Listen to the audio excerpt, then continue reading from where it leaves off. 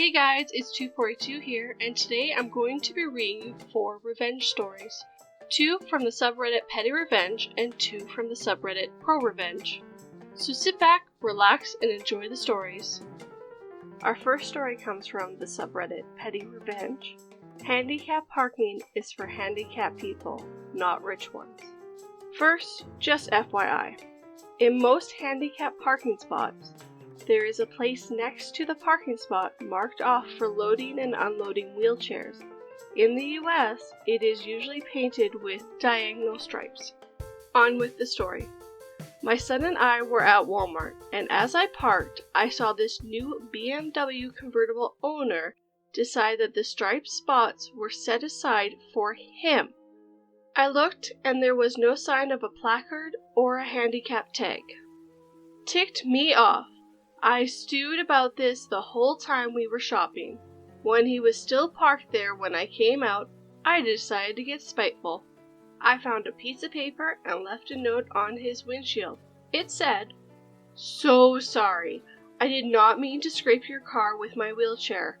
I would have left my contact info, but you were illegally parked, blocking my van, so good luck buffing that out." We sat in the car for another 20 minutes and waited. Out came this guy that looked like a personal trainer. He came jogging up to his car, chatting on his phone. He saw the note, screamed, "Oh shit!" Then he spent the next 20 minutes going over his car inch by inch, rubbing every speck of dust or dirt. He was still looking when we left. Nothing harmed, no damage, just a lesson, hopefully, learned. I love this. I'm sure this guy had a heart attack thinking his brand new spanking car just got damaged. So hopefully next time he won't park there again. And with that, let's move on to the next story. So our next story is from the subreddit Petty Revenge. I let my brother wash his hair with Summer's Eve. For those who don't know, Summer's Eve is a soap for women's intimate parts. It's supposed to be gentler than real soap and aid in cleansing a little bit better than just water. My 20 female brother, 17, is one of the most spoiled and entitled boys I've ever met. He acts like the world owes him for his existence, and living with him is like constantly walking on eggshells. He always gets what he wants and always gets his way. He has all his own things and refuses to share, despite having no problem taking from the rest of us. This includes personal hygiene products. He is extremely wasteful, so he gets all of his own things. I share with the 2 youngest siblings and sometimes guests. There have been times when he accused me of using his products and blew up. I swear you think I stole money by the way he acts. I admit to using a shared shaving cream once or twice, but never anything else. After the way he blew up, I never touched the shaving cream again. Last summer, my boyfriend left his shaving cream here during a visit, and my brother finished it. He never asked for permission, and he knew it was my boyfriend's. He would get it out of my side of the cabinet and use so much of it each time he shaved. I was ticked, but my boyfriend didn't mind. I just started keeping his stuff in my room when he left things behind. After that, I left my shower items in my room. Recently, I figured now that he had 2 bottles of shampoo and body wash, he wouldn't touch mine, so I began to leave my things in the shower, including an expensive shampoo prescribed from my doctor for an ongoing skin condition. I'm only supposed to use it once a week, but I noticed it was going pretty quick. I brushed it off. Earlier, my brother and I were bickering, and he brought up the fact that I recently bought stuff for my mother and boyfriend, some expensive-ish lotion, but not for him.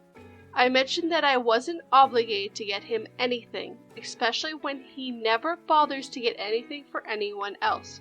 He threw back, "This is why I only use your things."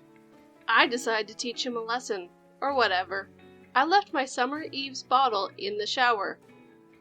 I had taken off the label months prior because I didn't need any of my roommates knowing I was using this product. After he shampooed, he came and sat with my mom, dad, and I. I instantly recognized the smell, as it's a nice lavender scent, and he had quite obviously used a lot of it. I asked him what he had used to wash his hair, and he said he had used my shampoo with a cocky attitude. I explained to him that it was, in fact, vagina soap. He flipped out and called me stupid, among other things, but I wasn't fazed. At least he learned not to touch my stuff. My mom thought it was funny, but my dad was ticked that I had let his poor boy wash his hair with vagina soap. He told me that I shouldn't be so greedy with other products, even though I'm the one who's paying for them in the first place. I'm not sorry. Or to say it the Canadian way, sorry, not sorry. I love this revenge. There's no damage to the brother's hair, and hopefully he'll learn his lesson not to use his sister's products anymore. And with that, let's go on to the next story. So our next story is from the subreddit ProRevenge. He ruined my sister's only birth experience, so I made sure he'd never forget her. Kind of my revenge, kind of my sister's revenge. Both of us are really proud. This is going to be a long one. Here's our cast. My sister, we'll call her Sarah. Sister's ex-boyfriend, Paul. Ex's new wife, Jane. Ex's boyfriend's parents, Mr. and Mrs. Doe. Oldest brother, Zeke. Our parents, and me. When I was 14 and my oldest sister, Sarah, was 22, we found out that she was pregnant with Paul, her boyfriend of 4 years. They immediately got engaged and they were really happy. For a time. Sarah had a horrible pregnancy. About 16 to 18 weeks in, the wonder of creating a human life evaporated within her. She developed hyperemesis, which, if you don't know, is really bad morning sickness. She was in constant pain and she developed gestational diabetes and just all around hated the experience. Around this time, Paul, the then fiance, started getting sick of the complaining. I believe the argument was, "Your body is built to do this. It can't be that bad." Sarah was due around Valentine's Day, and Paul's parents, Mr. and Mrs. Doe, were very excited, both about the grandchild and the fact that he could be born on a holiday. She was very against that, and really hoped her son wouldn't be born on a holiday, even one as small as Valentine's Day. Her birthday sometimes falls on Easter, and she hates it, because it might make him feel that his day isn't very much about him. Well, Mrs. Doe says something like, "Well, you can name him Valentine or Valentino, then that'll make the day even more special to him." Again, Sister hated the idea. She thought it was tacky. He'd be bullied for it, and really didn't like the name Valentino. Paul loved it, but agreed to go with the more average name like Daniel or Jared. Fast forward to February, and she's ready to get this over with. Sarah had officially been put on bed rest because while standing or walking, her blood pressure took an unexpected spikes and dips. I look back now, and goodness do I feel bad for her.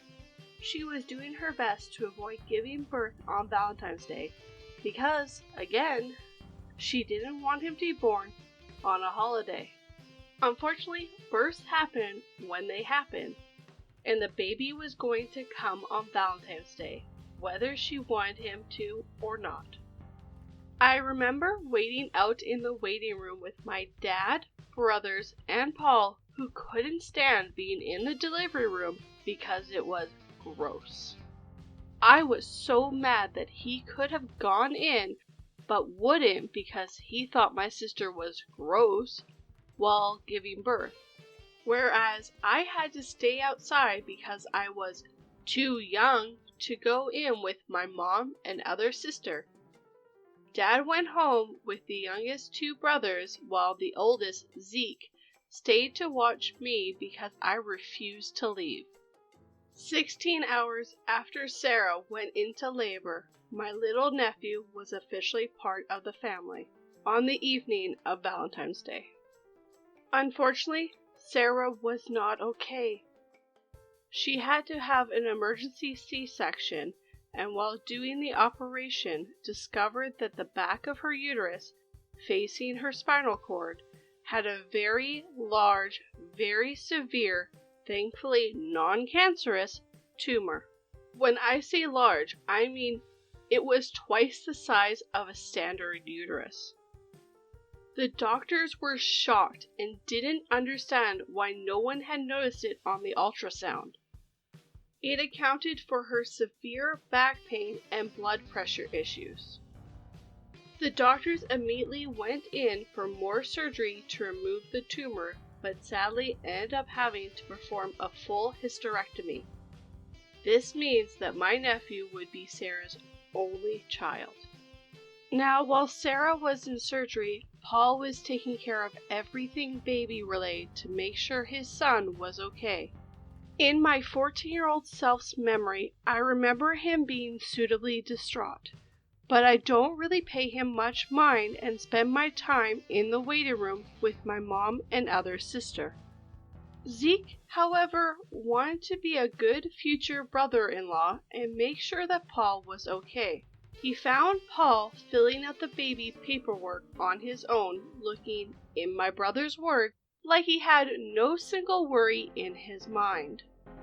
Zeke asked why Paul didn't wait for Sarah to fill out the paperwork, as she would have been put out of surgery within an hour, and Paul said that he just wanted her to get her rest and heal. That checked out with Zeke, as he was 16 and didn't know any better at the time. Now, I know what you're probably thinking. No, he wouldn't. He knows how much she hates that name. And still, she needs to sign the paperwork too. My fellow people of Reddit, I regret to inform you that Paul forged Sarah's signature on the paperwork and waited until she was out of surgery to hand said paperwork over. My sweet nephew that was born on Valentine's Day was named Valentino on his first official birth certificate.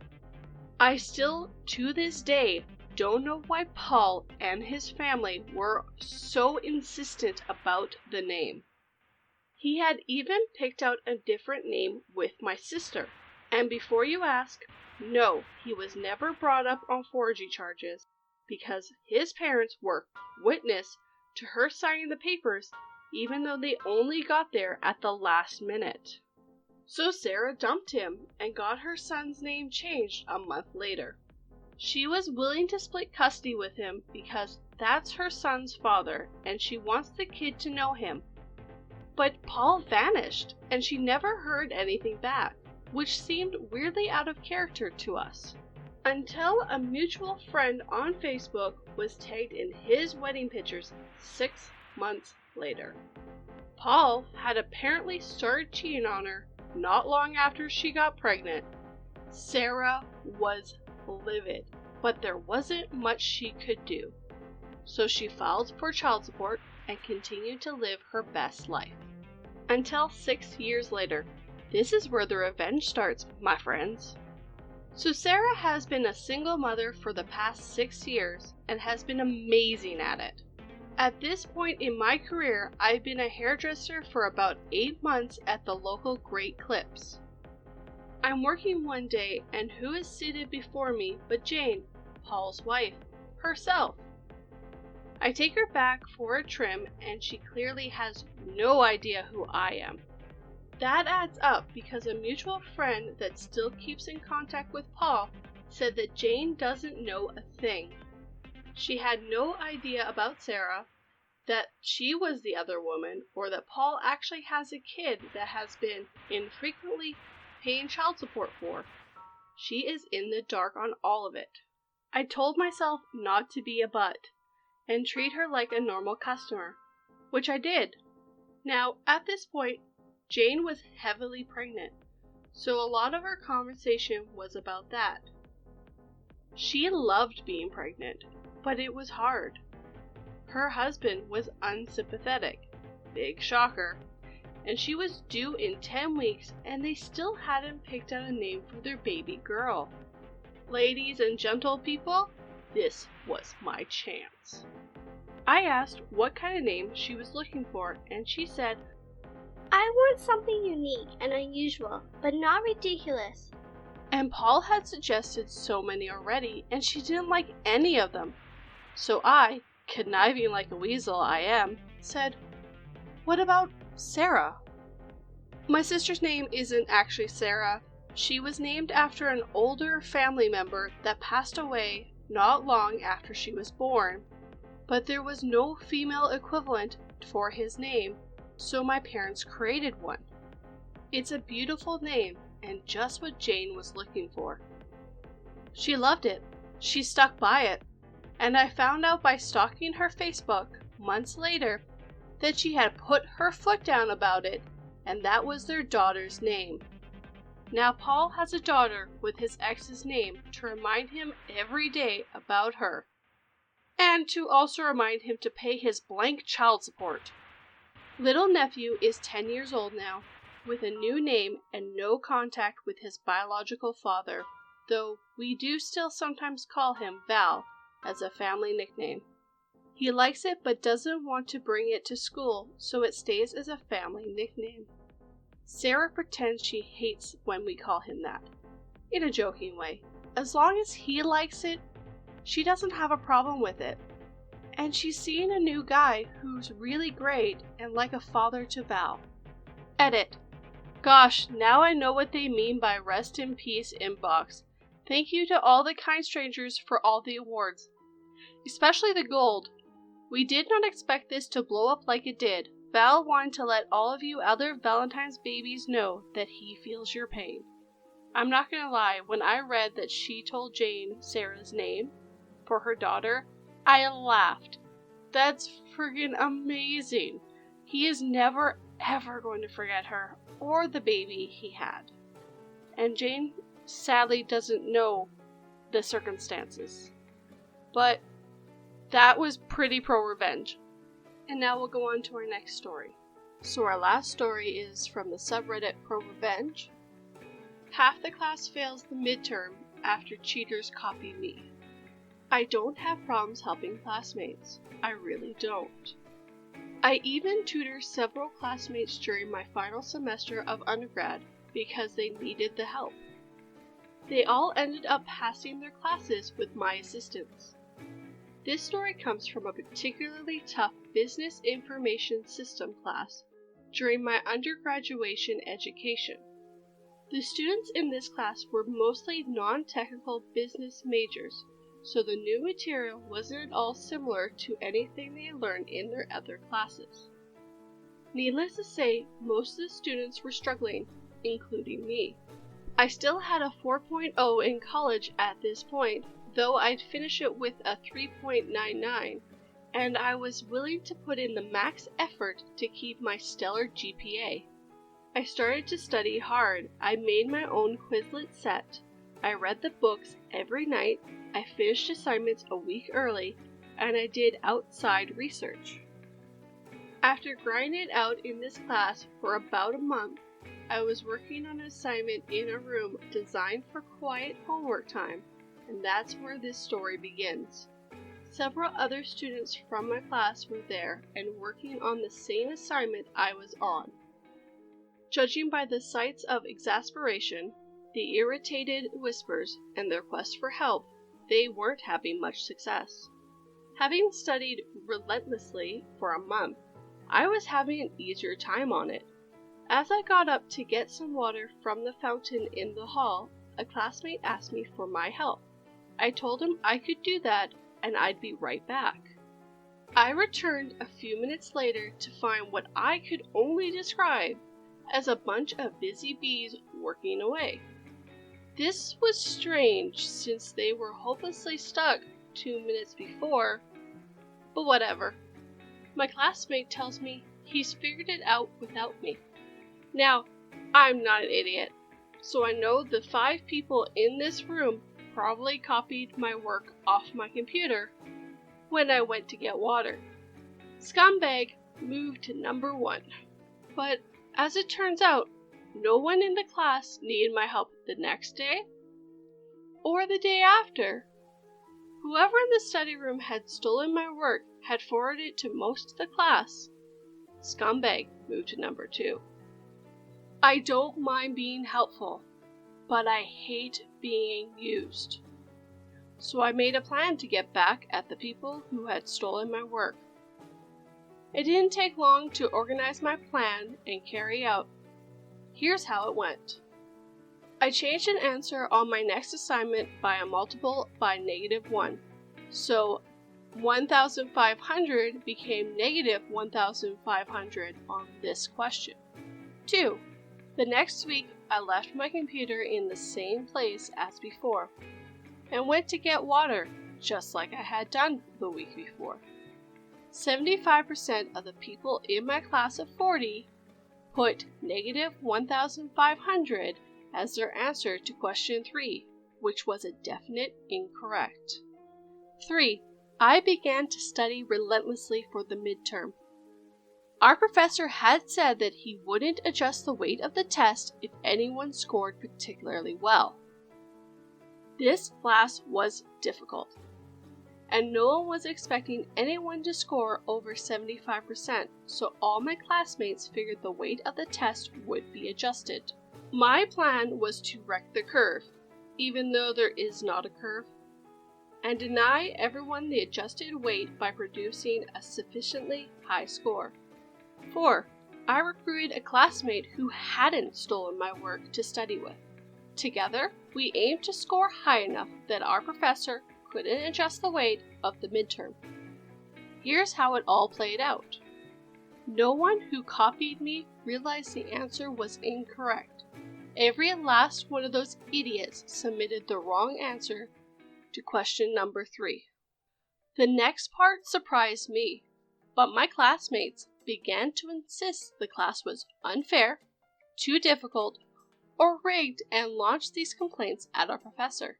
One day after class, I had the following exchange since I was the last student out of the classroom. Professor. OP, do you think this class is too hard? Me. Honestly, this class is hard, but if people spent as much time studying as they did complaining, they'd be fine. They really need to just get to work. Professor. I thought the same. Me. Deciding spur of the moment my next move. I also happen to know that most of the class incorrectly copied my work on the last assignment. Question 3 should be a net income of 1,500, not a net loss of 1,500. I put the wrong answer down intentionally. Everyone copied me, and then I changed the answer later. I think you can reasonably conclude that anyone with a -1,500 on their answer cheated off of my incorrect work. Professor. I figured they all copied, but I didn't know you were the source. Anyways, thank you for your candor and your dedication to the class.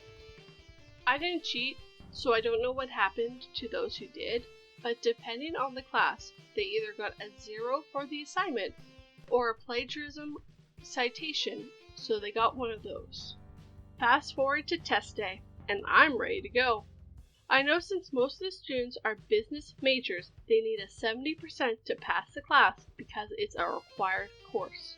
Hurting them on the midterm will go a long way in helping dropping their grades. I take the test. I'm the first one done, and I leave pretty sure I've done enough to deny the class the exam weight adjustment. A week later, we get our exams back. The tests are distributed all around me with the scores on the top in red ink: 68, 71, 70, 66, 75, 67, and these are the smart students. Someone on the end of my row takes a test from a professor and lets out a sigh. As he begins to pass a test down my row, it stops on my desk. 93%. I've won. Some idiot in the front of the class. So is there going to be a curve? Professor. Nope. Me. What was the high score? Professor. 93%. Average score for the exam was a 71%, so a good number of people didn't get a passing score. Maybe they made up for it in the final and passed, but I don't care. I got mine. OP's plan was pretty brilliant. With the question number 3, they were able to find out who was cheating off of them, then let the professor know who was cheating off of them. And then when they got a 93 on their test, they hooped everyone out of the curve they were hoping for. And pretty much, it was just karma. They should have studied and not hoped on something that wasn't guaranteed anyways. So hopefully they learned their lesson and started studying better, but if they failed, that was their own fault. Very good ProRevenge, OP. And with that, we're at the end of the video. So make sure you hit that like button so new people can find this channel. Remember to subscribe if you would like to hear more. And if you do, hit that shiny, shiny bell. I hope you all have a good night or a good day. Bye!